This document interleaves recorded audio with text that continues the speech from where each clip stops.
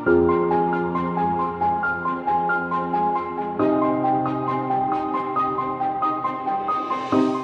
The Lord. Welcome to Empower. ఎలా ఉన్నారు? బాగున్నారా? ఒక చిన్న విషయం గురించి చూసుకుందామండి. కొన్ని అననుకూల పరిస్థితుల్లో మన విశ్వాసాన్ని కోల్పోకుండా మనం ముందుకు ఎలా వెళ్ళాలి, అదృశ్యమైన వాటిని కూడా చూస్తూ ముందుకు ఎలా వెళ్ళాలి. హెబ్రీయులకు రాసిన పత్రిక 11వ అధ్యాయం 30వ వచనం ఒకసారి చదువుకుందాము. విశ్వాసంను బట్టి వారు 7 దినములు ప్రదక్షిణ చేయబడిన తర్వాత ఎరికో గోడ కూలెను. విశ్వాసంతో ప్రదక్షిణ చేసిన తర్వాత 7వ దినాన కూలెను అని చూస్తున్నాము. మీతో ఒక చిన్న సంఘటనను నేను పంచుకోవాలనుకుంటున్నాను. 1800 సంవత్సరంలో డాక్టర్ జాన్ పెంబర్టన్ అనే వ్యక్తి హెడేక్ గురించి, ఒక న్యూరలాజికల్ యాంగ్జైటీస్ వాటిని తగ్గించడానికి ఒక మెడిసిన్ టానిక్ కనుక్కున్నారంట.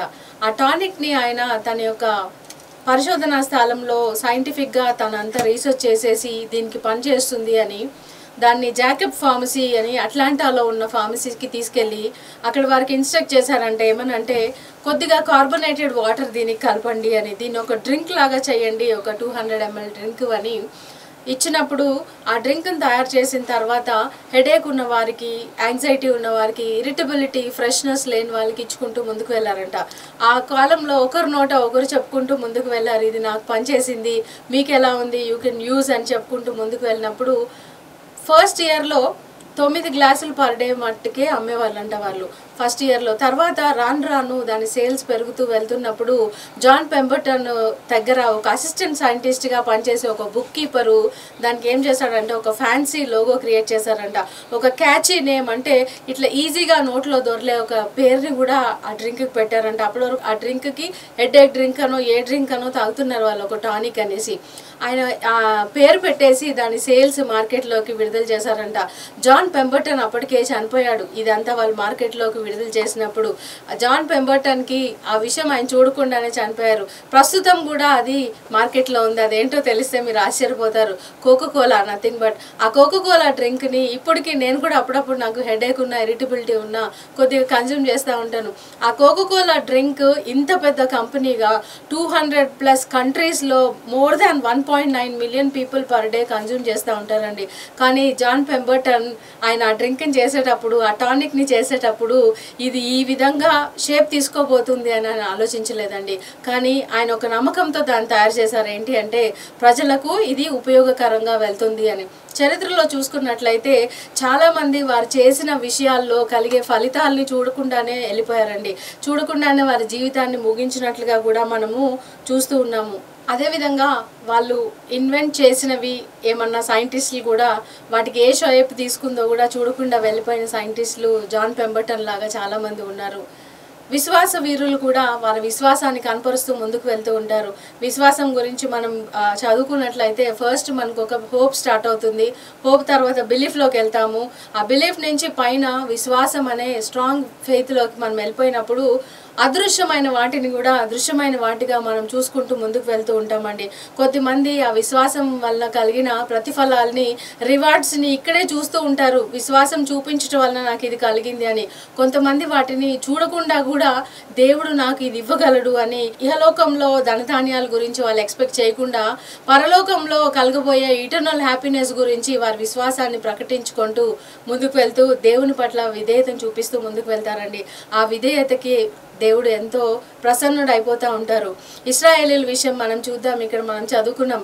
7 దినాలు ప్రదక్షిణం చేసిన తర్వాత ఎరుకో గోడలు కూలటం చూశారు. అక్కడ 7 దినాలు ప్రదక్షిణం చేస్తున్నారు. ఇశ్రాయేలీల ప్రయాణం మనకు తెలుసు. ఈజిప్ట్ నుంచి బయలుదేరి కానానికి వస్తున్నారు.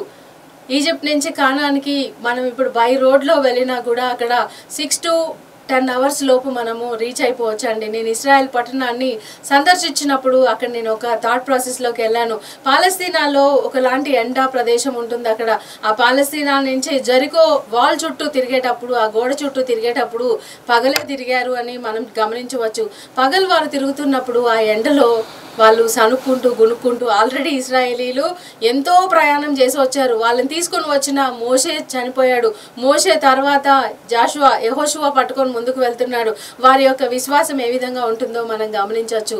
మరి ఒక విషయం మనం అక్కడ గమనించాల్సింది ఏంటంటే, ఇశ్రాయేలీలు ఈజిప్ట్ నుంచి బయటికి వచ్చినప్పుడు ఓన్లీ ఇశ్రాయేలీలు మాత్రమే రాలేదండి, అన్యజనులు కూడా వారితో వచ్చారంట. వీరి విశ్వాసాన్ని చూసి వీరి దేవుడు గొప్ప దేవుడు అని నమ్మిన వారు కొంతమంది అన్యజనులు కూడా వచ్చారు. కానీ వారు ఆ విశ్వాసంలో ముందుకు వెళ్తున్నారో లేదో మనకు తెలియదు. ఒకరోజు తిరిగారు, ఫైన్, ఈరోజు తిరగమన్నాడు యెహోషువ, తిరిగాము. రెండో రోజు తిరిగారు, మూడో రోజు తిరిగారు, కనీసం నాలుగో రోజు కన్నా వాళ్ళకి ఇరిటేషన్ స్టార్ట్ అయి ఉంటుంది. ఎన్ని రోజులు తిరగాలి, మేము ఇంకా 7వ రోజు వరకు ఇట్లా తిరుగుతూ ఉండాలా, ఏమీ సైన్స్ కనపడట్లేదు, మాకేమీ ఆధారాలు కనపడట్లేదు, ఈ గోడ కూలిపోతుంది అని కొద్దిమంది అవిధేయత చూపించుండవచ్చు. కొద్దిమంది సనుగుడు ఉండవచ్చు, గునుగుడు ఉండవచ్చు. వారు ఆ ప్రయాణంలో ఉన్నప్పుడు వారితో ఉన్న కొంతమంది విశ్వాసులు వారిని బలపరిచి ఉండవచ్చు. కొద్దిగా ఓపిక పట్టు, కొద్దిగా విధేయత చూపు, నాతో పాటు నడువు, నేను నిన్ను తీసుకొని వెళ్తాను, మన ఇద్దరం మాట్లాడుకుంటా జయధ్వనులు చేసుకుంటా వెళ్దాము అని ఒకరినొకరు ఎంకరేజ్ చేసుకొని ఉండొచ్చండి. అదేవిధంగా మనం కూడా విశ్వాస యాత్రలో వెళ్ళేటప్పుడు కొద్దిసార్లు అనుకుంటాము, ఇంత విశ్వాసం చూపిస్తున్నాను, ఇంత విధేయత చూపిస్తున్నాను, నాకు కార్యం జరగలేదు అని.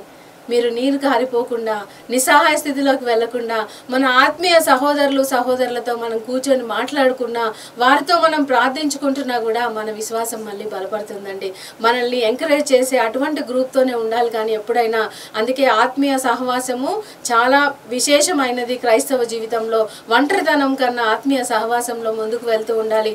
6వ రోజు వచ్చేసింది. 7వ రోజు వారు ఏం చేశారు, ఇశ్రాయేలీలు బిగ్గరగా బూరను ఊది వారి యొక్క లంగ్స్లో నుంచి మొత్తము కేక గట్టిగా పెట్టినప్పుడు ఊపిరితిత్తుల్లో నుంచి కూడా అరుపు బయటకు వస్తుందండి. అటువంటి గొప్ప కేక వేసినప్పుడు వాళ్ళు దృశ్యమైన దాన్ని చూసారు. ఏంటి అంటే బీటలు వారటం చూసారు. ఆ గోడ బీటలు వారి జెరికో కూడా కూలిపోవటం చూసినారు. అదేవిధంగా దేవునికి లోబడటం వల్ల కలిగే ఆ రిజల్ట్ను కూడా చూశారు. లోబడనెల్లని వారందరూ కూడా ఆ లోబడే ఒక విధేయత అనే గ్రూప్లోకి వచ్చేసినప్పుడు వాళ్ళలో కూడా తెలియని విశ్వాసం మొదలైంది. ఎరుకో గోడలు కూలిపోతున్నాయి, మనం చూడబోతున్నాము అని.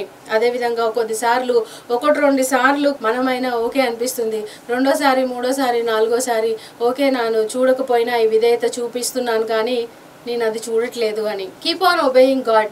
దేవునిని విధేయత చూపిస్తూ ముందుకు వెళ్ళండి. చూస్తూ ఉన్నట్లయితే కొన్నిసార్లు వివాహ జీవితంలో చాలా గమనించచ్చండి. కొంతమంది అనుకుంటా ఉంటారు, first days of wedding life మీ అందరికీ తెలుసు, మ్యారీడ్ పీపుల్కి చాలా సంతోషంగా పూలపాన్పుగా వెళ్ళిపోతూ ఉంటుంది. రాను రాను వివాహ జీవితంలో ఎన్నో క్వశ్చన్ మార్క్స్ ఎదురైతే ఉంటాయి. కానీ వారు ఒకటే ఒక విశ్వాసాన్ని ముందుకు పట్టుకొని వెళ్తూ ఉంటారు. ఏంటంటే దేవుని సన్నిధిలో ఒక నిబంధన చేసుకొని నేను ముందుకు వెళ్తున్నాను అని. ఆ విశ్వాసాన్ని కోల్పోరు. విశ్వాసాన్ని కోల్పోకుండా దేవుని వాక్యాన్ని పట్టుకొని విధేయత చూపుతూ ముందుకు వెళ్తూ ఉంటారు. కొద్దిసార్లు బైబిల్ చదువుతూ ఉంటాం. మనం బైబిల్ చదివేటప్పుడు కొన్ని విషయాలు అసలు ఏం అర్థం కావు. కానీ విధేయత ఏం చూపిస్తున్నామంటే బైబిల్ రీడ్ చేయాలి, దేవుడు వాక్యాన్ని చదువుకోమన్నారు. ఆ లోతైన మర్మాలు తెలిసే వరకు చదువుతూ ఉంటాము. అది కూడా విశ్వాసంతో పాటు విధేయతను చూపించటం అన్నమాట.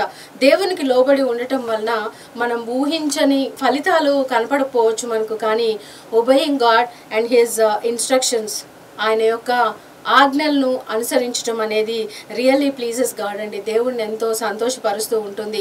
ఇహలోక ధనధాన్యముల కన్నా పరలోకంలో మనకి ఇవ్వబోయే గొప్ప బహుమానం కోసం మనం ఎదురు చూస్తూ ఉంటాము. ఆమెన్.